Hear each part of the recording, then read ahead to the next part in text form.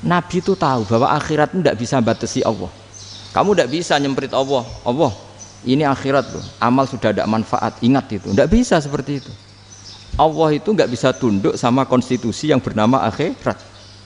Artinya Allah meskipun di akhirat tetap duwe hak yaf'alu ma yasa atau yaf'alu ma yurid. Nggak bisa kamu terus wah ini akhirat amal ra iso dikirim wong mati, amal ra iso dikirim. Lho pangeran kok mbok atur. Makanya ada kiai mengatakan kodok qadar ora iso dirubah, itu kamu. Makanya ada seorang kiai ditanya, kodok qadar ora iso dirubah sekali dicatat selesai. Jari kiai tadi, tapi nak Allah iso. Dalile apa ya yamhu ma yasha wa yusbit. Nak Allah ya iso, sing ra iso kan kita. Nah, Nabi itu tahu betul meskipun akhirat itu Allah masih bisa dinego saking baiknya. Ya Muhammad irfa' ra'sak wasal tu tok wasatu safa. Semat sirahmu angkat. Kowe apa tak turuti. Terus semenjak itu Nabi minta apa? Syafa. Karena dulu ulama itu sudut pandangnya itu ya seperti itu. Ada yang ulama suka ibadah itu sholat, ada yang milih tidur. Sampai Imam Ghazali bilang suatu saat ibadah terbaik di zaman akhir itu tidur kan. Sholat saja kalah sama tidur kan. Tapi itu loh ya, yang wajib tetap loh, terus kamu gak sholat wajib. Begini beliau mencontohkan itu. Ada orang sholat tahajud terus obsesinya itu ingin hajatnya terkabulkan. Sementara yang tidur obsesinya nikmati rahmatnya Allah, boleh tidur, bisa tidur. Kata Imam Ghazali, timbang kita tahajud terus nuntut pangeran aduk turu katanya. Mergo engko di akibat terus setan memberi bisikan, lho nyatanya kamu tahajud ya gak terkabul, berarti cerita bahwa Nabi ngendikan kalau doa tahajud mustajab enggak. Daripada ngono ki aduk turu ora tau ndonga. Timbang ngabri-abri Islam ya, timbang ngelek-ngelekin apa? Islam. Jadi ulama itu mulai dulu itu sudah berpikir. Banyak orang menjadikan tahajud sholat malam itu media untuk hajatnya. Dan kalau nggak kesampaian ini mutung. Nyalahkan kiainya ijazah ramandi. Macam. Daripada ngono ora usah apa? Tahajud turu. Dan jenis kayak ini tuh banyak. Makanya ulama kayak saya itu saenake dhewe itu ya jarak. Saya sering didolani mukhibin terus bilang Gus saya doakan gini-gini saya mau nyalon bupati atau saya gini. Saya bilang gak waduh orang dongo, nak ramandi darani ulama dongane ramandi. Nak mandi kamu jadi bupati tetap nganggep karena beli. Sopo sing ora roh bupati saya gak beli. Ribet kan? Ketika mereka jadi ngunsurkan doa kamu apa karena kemarin beli? Yang beli maksudnya nggak beli nggak usah tersinggung. Jadi ribet ngadepin. Nggak artinya gini loh, boyo doa itu jangan dipakai begitu loh. Kalau minta nasihat tak nasihati, jadi bupati yang baik, gubernur yang kalau minta doa itu resikonya. Akhirnya kiai kalau diminta doa ya doa sebenarnya diisinya itu nggak doa kemenangan. Selamat. Itu nggak selamat gitu. Karena ribet. Makanya Islam itu doa itu setelah iman. Aturan iman benar baru doa. Aturan iman benar termasuk Allah itu yaf'alu ma yasha, boleh melakukan yang dikehendaki. Allah enggak boleh terdikte oleh doa kita, enggak boleh. Ya saya ulang lagi ya, mazhab Hasan Asyadzili ini khas kita. Jadi la ilaha illallah itu didahulukan sebelum istighfar. Tapi kebalikannya mazhab Imam Sanusi itu dibalik. La ilaha illallah itu kalimat yang sakral. Karena yang sakral dibutuhkan muqaddimah, yaitu yang melafadzkan harus yang sudah bersih, yang sudah steril baru melafadzkan la ilaha illallah. Maka dalam mazhab Sanusiyah istighfar dulu baru la ilaha illallah. Nah, cara mazhab Abdul Hasan Asyadzili kebalikan, istighfar itu sah setelah sahnya tauhid. Kamu ikut mana tuh? Asyadzili apa Sanusiyah? Alhamdulillah sama-sama tidak paham ya sudah. Akhirnya sudah. Ya saya nggak kemana-mana kan gitu. Jadi apa ya? Terus ini saya teruskan ini biar khas pesantren atau khas NU lah, kalau bahasa Pak Rektor khas NU. Ini ben sampean tahu beberapa perbedaan itu lazim. Halaman 24. Ya, halaman 24 sama 25. Tak baca ini masih orisinil. An Sufyan bin Uyainah ini juga gurunya Imam Syafi'i. Kata Sufyan bin Uyainah, beliau cerita, kana Isa wa Yahya alaihi salam ya'tiyanil qaryah. Fayas'alu Isa an syirari ahliha. Was'alu Yahya an khiyari ahliha. Jadi Nabi Isa dan Nabi Yahya itu satu generasi, sama-sama masih muda. Kalau di satu kampung yang Nabi Yahya tanya, ini keluarga terbaik siapa? Saya mau nginap di situ karena kumpul orang baik itu nyaman. Kalau Nabi Isa kebalikan, keluarga terburuk mana ya? Saya tak di situ. Nah terus akhirnya faqala lahu Yahya, lima tanzilu ala syirarin nas. Kenapa kalau kamu bermalam kok malah kumpul orang-orang yang nakal? Innama ana tabibun udawil mardo. Saya ini nabi barat dokter. Di mana-mana dokter yang ngumpuli yang sakit, ngobati yang sakit. Makanya di NU itu ya banyak Kiai Jazab mengumpuli yang nakal-nakal. Nak tepak yang ngentas yang nakal, nak ora tepak ya katut. Ini adu nyali lah sudah gitu. Tapi itu ada ilmunya, yaitu niru Nabi siapa? Isa. Kalau kamu dokter penelitian tuh cari daerah yang banyak pandemi apa yang bersih? Yang banyak pandemi, karena yang namanya penelitian ya di situ kan. Kalau kamu dakwah ngentas kemiskinan, ke daerah miskin apa daerah kaya? Nah sama, kalau ngentas kefasikan, ke daerah fasik apa daerah orang soleh? Fasik. Ya, tapi itu Nabi Isa. Nah kalau kamu tidak Nabi kan potensinya kan ngadut itu. Tapi setidaknya bahwa kita sering disalahkan karena punya beberapa tokoh yang ngancani fasik-fasik, itu sebenarnya ada dalilnya, yaitu Nabi siapa? Isa. Nah terus masalah tegas dan lunak. Ketika ada mahasiswa misalnya pacaran, boncengan lanang dan perempuan, itu pilihan kita apa? Kalau tegas, terus gak mau mendengar kita. Misalnya gini contoh gampang, tak beri contoh Pak D. Jangan orang tua, nanti secara fikih itu beda. Nah ini kan kita orang pesantren, biasa ngaji fikih detail. Kamu Pak D seorang perempuan, mahasiswi misalnya, sering pacaran. Setiap ke situ sama pacarnya kamu diam saja. Padahal kamu dosen keislaman. Mesti pamanaan kamu nyimpulkan, ternyata pacaran itu tidak apa-apa. Buktinya Pak D itu tidak negur, menengahi. Ini berarti as-sukut alal mungkar. Tapi kebalikannya, Pak D ini terkenal keras. Nak rono mesti ada aku ponaan. Akhirnya yura rono. Mesti ngerti nak mesti diamuk. Nah, dua orang ini sama-sama gagal kan? Yang lunak menjadikan ponakannya pacaran terus karena enggak negur sehingga dikira membolehkan. Sing keras juga enggak sempat bina wong rono era wani. Akhirnya dua orang ini sama-sama enggak ketemu, sama-sama enggak berkesempatan membina kan? Gagal membina kan? Karena yang keras ponakannya enggak pernah situ, berarti enggak bisa bina kan? Yang lunak membiarkan berarti juga ada bina. Nah, Islam itu antara dua itu. Ya agak terlalu lunak, nggak terlalu keras. Karena kalau terlalu keras, misalnya ada kiai terlalu keras, lu masyarakat mau tanya itu gimana? Lari kan? Lu saya ini punya pengalaman pribadi. Saya ini kan kecelok orang alim. Itu kalau pernah ya saya itu berusaha ya pokoknya ya umumnya orang alim lah, tenang terus anteng, nggak gejlok-gejlokan. Itu nggak ada yang tanya. Saya mimpi ketemu beberapa ulama itu disalahkan. Terus umat saya kalau mau tanya itu ke siapa? Wong alim wis wibawa, meneng tambah banget wibawane. Bala Quran sering gojlok rektor macam-macam. Terus wong wanita kok, saya biasa ke pasar pandangan dicegot orang. Gus, putri saya itu sering keluar darah tapi melebihi batas haid gini-gini. Kalau badhe sowan jenengan, gak usah sowan ning kene mbek ngadeg-ngadegan. Terus tanya, yang haid berapa hari, Gus? Ya supaya rudat ilal adat sebelum dia punya penyakit istihadah itu berapa? 6 hari ya sudah, kembali 6 hari lainnya mustahadah, tetap sholat, tetap normal.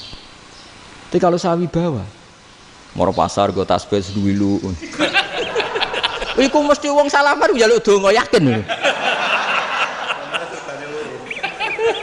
Tapi baru kayak rada uraan ketemu wong-wong, dol pening ndi? Mak pening ndi? Gus beneran Gus ketemu jenengan kula wingi badhe tua kok. Akhirnya tanya. Dadi uraanku iku amdan.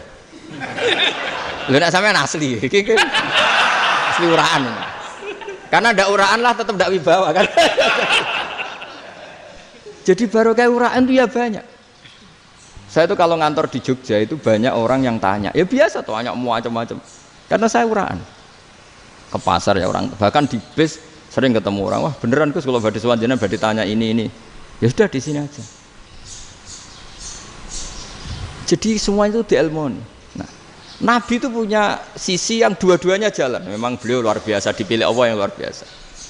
Nabi ketika wibawa itu banyak sahabat yang bahkan mengenali wajahnya aja tidak bisa. Ka'anna ala ru'usihim at-tayr. Bayangannya seakan-akan di kepalanya itu ada burung yang takut terbang, saking antengnya. Tapi Nabi sekali mengeluarkan job, sekali santai, itu sahabat tanya itu sampai yang nggak pantas ditanyakan. Nabi saya tadi kumpul istri saya, tapi tidak inzal, itu wajib mandi ndak. Aro'aita law anna ahadana ya'ti imro'atahu walam yunzil. Itu ya ditanyakan. Nabi pun kumpul itu saged inzal sepundi. Guys betul lagi. Terus ya ada yang tanya macam-macam. Ya saking ada sahabat dipanggil Nabi tambah lari, dipanggil lagi tambah lari. Panjenengan nyeluk, oh pas kula kumpul bojo kula. Lah kula kuwatir jenengan orang suci, saya belum mandi, makanya saya lari. Nabi ngendikan innamal mukmin thahir, ya nak masalah ketemu kiai ra apa-apa ijek junub. Sementing kok nak salat kados sik. Tapi Nabi sekali pakai madzahirul jalal, tapi pakai wibawanya, itu orang nggak berani ngomong. Tapi sekali Nabi rileks, itu orang bisa tanya apa saja, termasuk halal yang nggak pantas. Lalu ada sahabat itu tanya lucu, tanya Maimunah. Maimunah itu ya cantik tapi sudah agak tua lah. Maimunah, ya umal mukminin, hukumnya ngambung bojo pas Ramadan ubi. Wah gak roh aku, gak tahu diambung kan Nabi pas Ramadan. Tanya Saudah, malah orang-orang diambung kalau Saudah itu kan istuwa itu. Lucunya istrinya dia jawab, tanya Aisyah yang mungkin Nabi, iya yang mungkin tanya Aisyah. Itu yang usul ya istrinya Nabi Maimunah. Selalu Aisyah, tanya be Aisyah. Ya Amirul ya umal mukminin gini-gini. Aisyah yang cantik masih perawan kan. Qabbalani Rasulullah bahwa oh Nabi biasa ngambung-ngambung pas Ramadan dan beliau tetap puasa. Akhirnya fakih ngarang kan wa takbil fi Ramadan wa tublah la tubtilu shauma ngambung ora. Iku ya udah biasa dhisik. Ya nasib bojone ayu. Ndak ini artinya seasik itu gitu. Jadi garwane Nabi sing ngrasa rodok tuwa. Wah, aku ora tahu. Kok Aisyah. Serilek itu dulu itu. Maksudnya orang-orang Islam pertentangan itu. Maksudnya ini ya balik semua ini bedanya orang pesantren sama orang kampus. Kalau orang kampus mau cerita agama itu rahmatan lil alamin, tapi nyontokno rileke ora iso. Agama itu rilek, tapi nyontokno rileke ora iso. Mergo ya rapati ngaji. Contohnya ora iso, dadi mau gawe kaidah Islam itu rahmatan. Jadi Nabi itu lah, Allah juga gitu. Allah itu kalau sudah memperlihatkan madzahirul jalal, itu mbok malaikat Jibril rawani. Ketika Allah dengan madzahirul jalal. Tapi kalau Allah dengan madzahirul jamal, madzahirul apa? Jamal. Iku ya gojol-gojol kan sampai makhluke gojol. Ya buli-bulian cara sakniki. Ya sampean delok ning hadis syafaat itu, akhiru man dakhalal jannah atau akhiru man kharaja minan nar, itu di beberapa judul. Ada seorang rojul yang ahli neraka ya, dintas mbek pangeran terus didudono swarga. Gusti, swarga sengiler tok ora wong wayu, roh wis wong ngiler tok. Ngerjaluk Gusti mosok roh tok ora oleh mlebu. Jarimu asal mlebu metu kon neraka ora jaluk-jaluk meneh. Sumpah lho ya, gak jaluk apa-apa meneh. Mboten Gusti. Sekali saya keluar dari neraka ndak akan minta apa-apa lagi. Wis. Wallahi, wallahi. La as'alu ghairaha. Maksudnya ghaira khoslah, ghaira tilkal khoslah. Ya niku selain keluar dari neraka saya ndak akan minta lagi. Didono swarga wong do kelon seruwibet kan.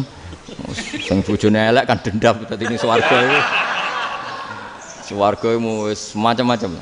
Gusti mosok roh tok ora oleh mlebu. Jarene janji ra njaluk meneh. Akhire ya wis didelokno neraka. Jadi pangeran jawabe gampang, didelokno neraka. Roh neraka begitu menyakitkan, begitu ngeri. Sudah Gusti saya ndak minta surga, sementing enggak masuk neraka. Rabbana srif anna adzab jahannam. Setelah lama itu diadepno swarga njuk mlebu swarga, terus diadepno nang neraka. Akhirnya ya sudah. Saiki mlebu swarga gak apa-apa. Iku jawabe lucu. Atas taziu jenengan ngenyek kula.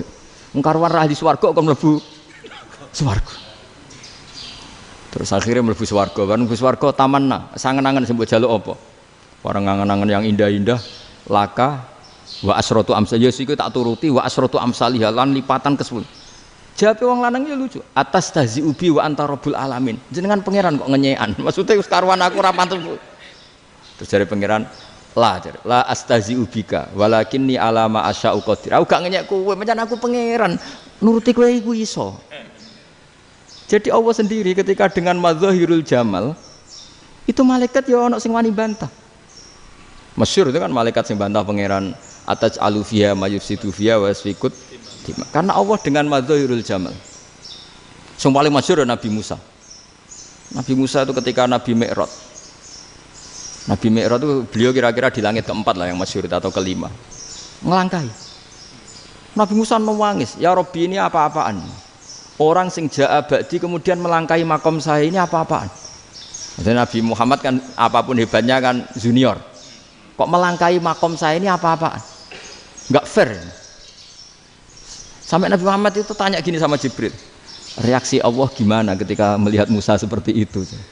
Jawab malaikat Jibril lucu. Ya roh khiddatahu, Allah sapal gayane Musa. Biar. Jadi lucu. Ya dibiarin aja sama Allah. Tapi wong jenenge Nabi Musa itu kekasihnya Allah. Tetap berkah bagi kita. Betul. Ketika setelah Mi'raj diwajibkan sholat 50. Gentenan Nabi Musa kelihatan nabinya. Sebenarnya Nabi Musa itu sebetulnya loh, enggak menguntungkan kita sebetulnya. Tapi yang menguntungkan, sebenarnya enggak niat menguntungkan kita, tapi menguntungkan. Nabi Ibrahim kan di langit ke-6, keren lah.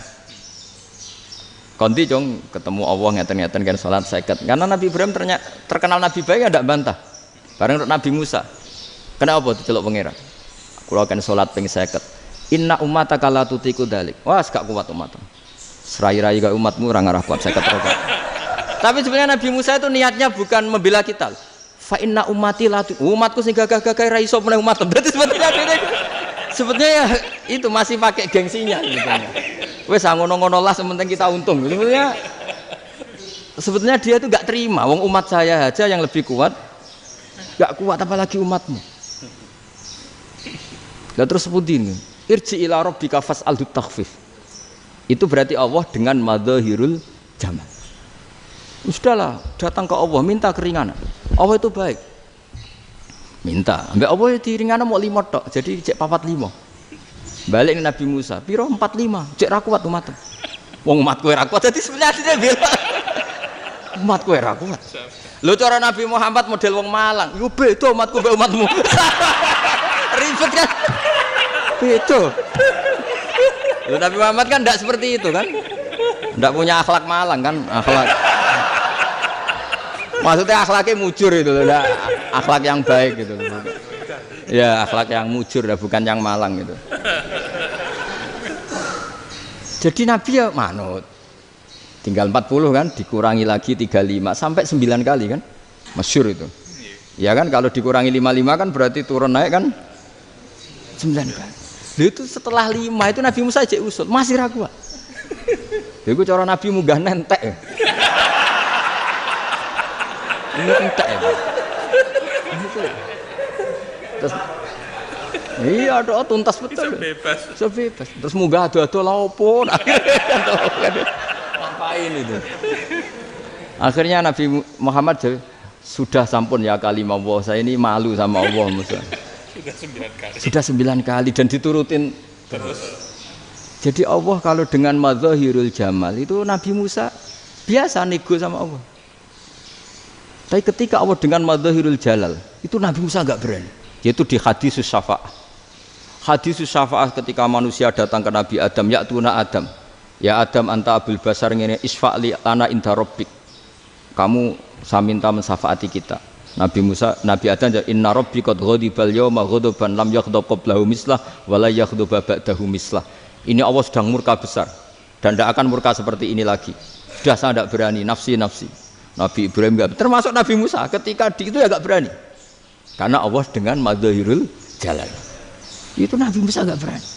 Sudah saya sendiri itu pernah salah. Yaitu saya membunuh seseorang yang enggak disuruh oleh Allah membunuh itu. Yang pas jotosi orang Kipti.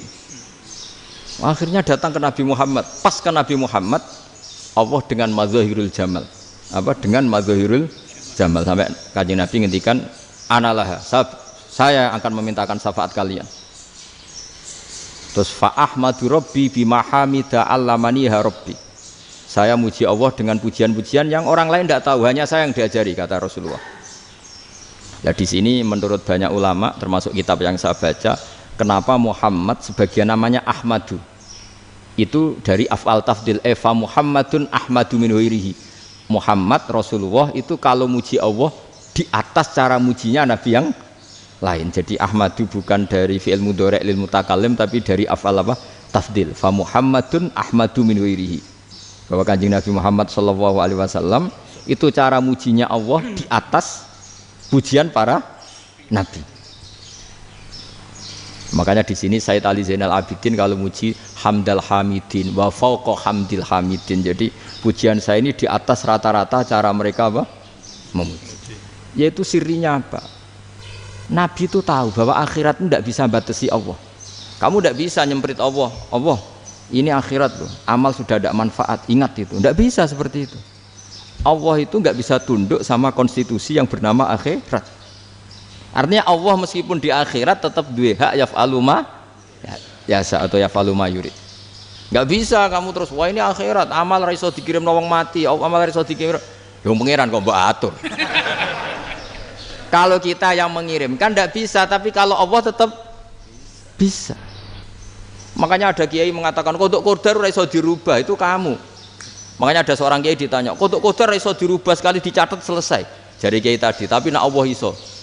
Dalile apa ya yamhu ma yasau wa yusbit. Nak Allah ya iso, sing ra iso kan kita. Nah, Nabi itu tahu betul meskipun akhirat itu Allah masih bisa dinego saking baiknya. Akhirnya Nabi sujud, masyhur itu terus, ya Muhammad irfa' ra'sak wasal tuqa wasatu safa. Semat sirahmu angkat, kowe apa tak turuti. Terus semenjak itu Nabi minta apa? Syafa. Jadi makanya terus banyak GNO sing macam-macam lah. Sing ana sing potongane wedi terus hati-hati. Niku berarti makome Madzahirul Jalal. Ana sing amen guyon nek makome Madzahirul Jamal. Ana sing ra jelas ngene iki, sing ra jelas. Nak guyu buanter kok nak nangis yo buanter. Jebule urusan utang. Lah ini sudah yang udah. Jadi makanya yang rileks saja. Sebenarnya agama ini santai, rileks karena agama ini harus bifarohin wasururin. Enggak boleh agama ini dibawa dengan kekerasan, dengan antisosial. Karena agama ini harus kul bi fadlillah bi rahmati fa bidzalika falyafrahu, harus senang, harus rileks. Makanya saya jadi kiai itu senang takutnya gini. Sekali saya tidak senang jadi presiden buruk. Ternyata jadi wong alim ora enak, itu contohnya. Sampean merengut terus uripe susah, nanti orang tidak berani jadi orang alim. Makanya saya akan buktikan bahwa saya lebih bahagia dibanding rektor. Nanti orang yang jadi rektor semua ingin jadi orang alim. Iya, makanya ini kan bentuk kearifan lah. Jenengan ngakui fungsi kiai kayak saya itu bentuk kearifan. Saya juga ngakui jenengan itu butuh kearifan. Saya sering didolani KUA itu rata-rata ya didikan kiai. Kompilasi hukum Islam itu banyak ya, janda cantik. Contohnya harus cantik, kalau jelek nggak mungkin terjadi kan. Ada janda cantik kebetulan suka kawin tapi takut zina. Saya ulang lagi, suka kawin tapi takut. Itu seringnya gitu Pak Rektor. Jadi dia kawin bosen, bilang ke KUA, Pak saya sekarang mau nikah sama ini. Loh, tapi kamu mau punya suami. Ya tapi kan nggak tercatat Pak. Itu KUA-nya rata-rata itu nggak berani. Meskipun nggak tercatat karena secara fikih meskipun nggak tercatat tetap dia seorang perempuan yang bersuami. Maka nggak boleh nikah sama orang lain. Tapi secara hukum santri nggak bisa dong menikahkan perempuan sing dzati zaujin yang punya suami. Jadi ini barokahnya kerjasama yang baik. Jadi di masyarakat itu tertanam didikan kiai nggak boleh nikahkan perempuan yang bersuami, tapi di KUA ngikuti hukum formal. Dan di Indonesia itu KUA itu rata-rata konsultasinya ya sama kiai, sehingga ya nggak berani akhirnya meskipun aku ya udah mlebu rokok mbak gak iso. Dan itu banyak. Seorang lagi ya, makanya ini kan pesantren itu nggak boleh mati. Orang kiai-kiai kayak saya nggak jelas-jelas itu harus lebih jelas lagi. Karena ini yang on time, yang online, yang siapa saja bisa tanya. Saya itu SMS saya itu nggak punya HP WA. HP jadul itu SMS-nya tiap hari tak berapa, orang yang tanya dari Kalimantan, dari Aceh. Gus di kampung saya ada masjid 2 itu yang Samana, ada yang dari orang perkotaan. Gus di perumahan baru ada masjid, yang Jumatan baru orang 12, sah enggak? Ya langsung saya jawab, sah. Dalilnya ini. Ya sudah, nah, tapi kata Imam Syafi'i gini harus orang 40, itu madzhab Syafi'i, dalam madzhab yang lain gini-gini.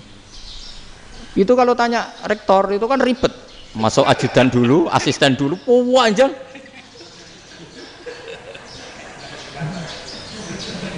Wah itu kan ribet kan. Manggil dosen dekan VAI dipanggil, dekan VAI nggak mau langsung jawab, cari dosen yang nekuni itu. Usul fikih saya nekuni itu baru seminar, nunggu dulu mbak ini orangnya baru. Panjang ya. Bisa tutup Islam kalau kesuwen. Coba kalau tanya kiai kan enggak ketemu di jalan. Dulu Mbah Zubair kata Mbah Mun, saya termasuk santri yang diapresiasi Mbah Mun. Dhisik Mbah Zubair yang ngono, anak nong takok pesowan gak oleh. Gak takok ning kene. Jangan biasa ditanya orang ngadeg-adegan. Ya alhamdulillah ilmunya cukup, kalau gak cukup ya kok sik. Jadi sebetulnya orang sopan itu ya agak-agak ada yang ditutupi sebetulnya. Mboten prayogi teng dalan nginjang mawon matur. Ya sebetulnya sebenarnya memang ilmunya agak cukup gitu. Tapi itu sebenarnya secara fikih itu haram, menunda itu haram. Ya haram tuh, coba bayangkan ya, kalau tanyanya sekarang, Gus saya ini sudah keluar darah 1 bulan penuh, padahal normalnya hanya 6 hari. Saya nanti sholat enggak? Kalau nginjang mawon dugi kula, berarti kan hari ini belum ada keputusan. Sholat apa enggak kan? Tapi karena modus tadi, boten prayogi nggih ngendikan ngoten teng dalan nginjang tengen kula. Itu kemungkinannya 2, sopan atau goblok, itu saja. Kayaknya kalau sopan enggak lah. Kayaknya enggak lah kata. Karena secara fikih itu jelas haram. Bagaimana mungkin sesuatu yang harus dipraktekkan nanti duhur dijawab besok, berarti duhur, asar sampai subuh belum ada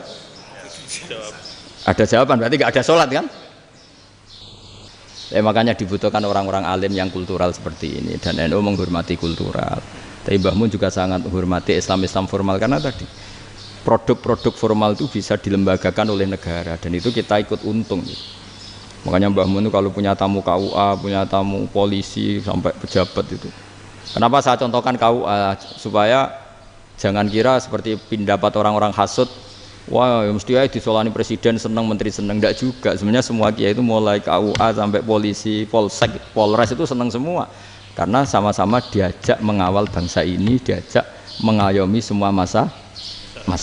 Tapi kadang-kadang masyarakat ngeritiknya, jenenge kiai disolani menteri ya seneng, presiden. Padahal yang sowan kiai itu ya mulai KUA, Kapolsek, kepala desa, RT, mudin.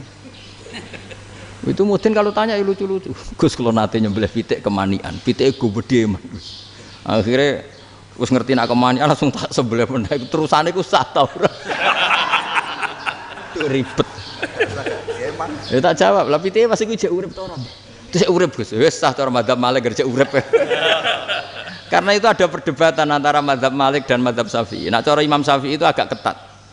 Hewan yang punya kehidupan sudah mutharibah, misalnya ayam jago, contohnya harus jago, karena kalau ayam kecil diikhlaskan haram.